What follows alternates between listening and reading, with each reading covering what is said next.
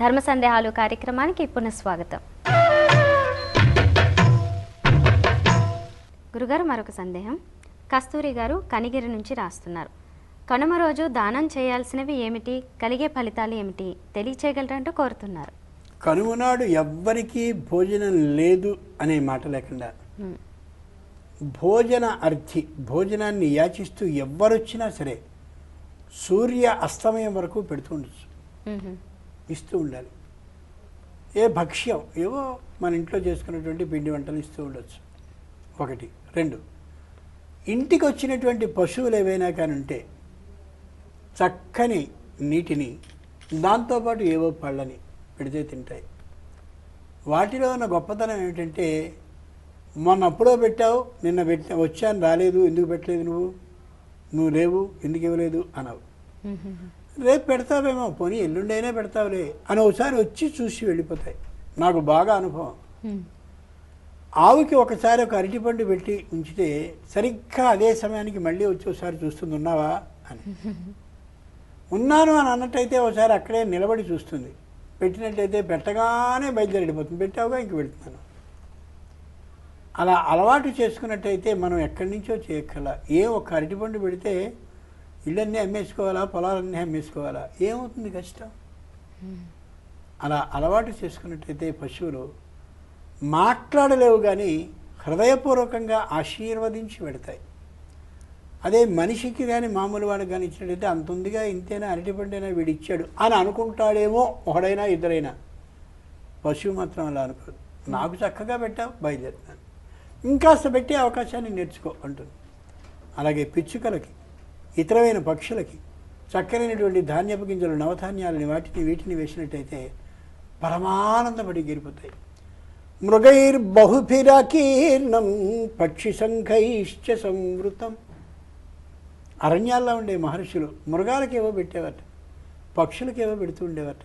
అబ్బా, మేము ఇక్కడే ఉండి నువ్వు అలా జపం చేసుకుంటూ ఉంటే కూర్చుంటావయ్యా, నీ జపం అయిపోయిన తర్వాత నువ్వు పెడతావుగా, అందుకోసం ఇక్కడే తిరుగుతూ ఉంటావు అని ఇష్టమైనటువంటి కూతలన్నింటినీ పక్షులు కూస్తూ, చక్కని అంబారవాళ్ళని చేస్తూ మృగాలు అలా తిరుగుతూ ఉంటే మహర్షికి ఆనందం వేసి, వచ్చేసారా మాకు చుట్టాలు అని తర్వాత జపం చేసుకుంటారే, ముందు మీ పని చేసి అని వాటికి అన్నీ పెట్టేవారని.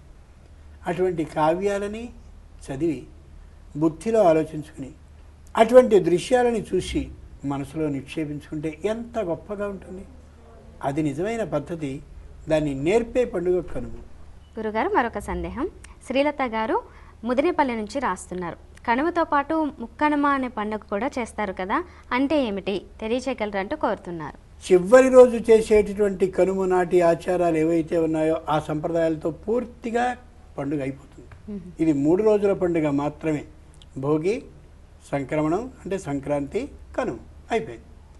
ముక్కనుమ ఎవరో పట్టుకొచ్చి పెట్టారు, దాన్ని ఆ రోజు కూడా చేసుకోవచ్చు అని కానీ మనం చెప్తే ఇక్కడి నుంచి కొత్త సంప్రదాయం అవుతుంది కాబట్టి చేసుకోవద్దు, అది సంప్రదాయం కాదు అని స్పష్టంగా మనం తెలియచెప్పాలి. భారతీయ ధర్మశాస్త్రంలో చెప్పింది ఏమిటంటే, ఏది నిజం కాదో దాన్ని ఖచ్చితంగా చెప్పమంది, ఏది నిజమవునో దాన్ని కూడా అంత మొగమాటం లేకుండాను చెప్పమంది. ఎవరు ఏమనుకుంటారో అనే ఆలోచనతో చెప్తే సంప్రదాయాన్ని నష్టం చేసిన వాళ్ళం, సంప్రదాయాన్ని పాడు చేసిన వాళ్ళం అవుతాం. కాబట్టి వాడికి ధర్మ సందేహం వచ్చి ఎవరైనా అడుగుతున్నారు అని అంటే ఆ సందేహాన్ని అతి స్పష్టంగా మనం తీర్చేలా సమాధానాన్ని చెప్పాలి తప్ప పోన్లే అన్నట్టుగా చెప్పడం ఏమాత్రమూ సరికాదు. అందుకే మనవి చేశాను, శాస్త్రీతి శాస్త్రం శాసించి చెప్తుంది. ఇంత ముక్కనుమ పండుగ కాదు, ముక్కనుమ పండుగ లేదు. గురుగారు, చాలా సంతోషం అండి. ఇప్పటివరకు మీ విలువైన సమయాన్ని కేటాయించి కనుమ పండుగ యొక్క విశిష్టతతో పాటుగా సంక్రాంతి విశిష్టతను కూడా తెలియజేసినందుకు ధన్యవాదాలు. నమస్కారం. చూసారు కదా, ఇది ఇవాల్టి ప్రత్యేక ధర్మ సందేహాలు కార్యక్రమం. మరో చక్కటి కార్యక్రమంలో మళ్ళీ కలుసుకుందాం. మరి మీకు కూడా ఏవైనా ఆధ్యాత్మిక సందేహాలు కలిగినట్లయితే ఉత్తరాల ద్వారా, ఈమెయిల్స్ ద్వారా రాసి పంపించండి. మా చిరునామా ధర్మ సందేహాలు, కేర్ ఆఫ్ భక్తి TV, road number 92, Jubilee hills, Hyderabad 5,96,000. మా ఈమెయిల్ ఐడి bhaktihyd@gmail.com. ఇది ఇవాల్టి ధర్మ సందేహాలు కార్యక్రమం. తదుపరి కార్యక్రమంలో మళ్ళీ కలుద్దాం. అంతవరకు సెలవు. నమస్కారం. ఈ కార్యక్రమాన్ని మీకు సమర్పిస్తున్న వారు ఏజ్ బ్రాండ్ పూజా నువ్వుల నూనె.